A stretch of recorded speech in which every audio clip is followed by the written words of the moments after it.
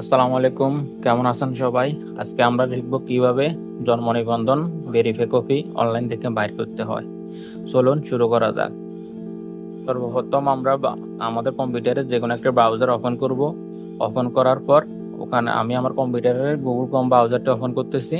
Open করার পর ওখানে সার্চ বারে আমরা লিখব eberifys.gov.bd এই লিঙ্কটি আমি আমার ডিসক্রিপশন বক্সে দিয়ে দিব।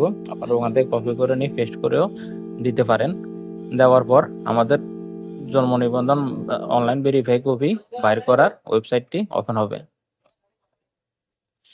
তারপর বার্থ রেজিস্ট্রেশন নাম্বারে আমরা জন্ম নিবন্ধন নাম্বারটি দিয়ে দিব।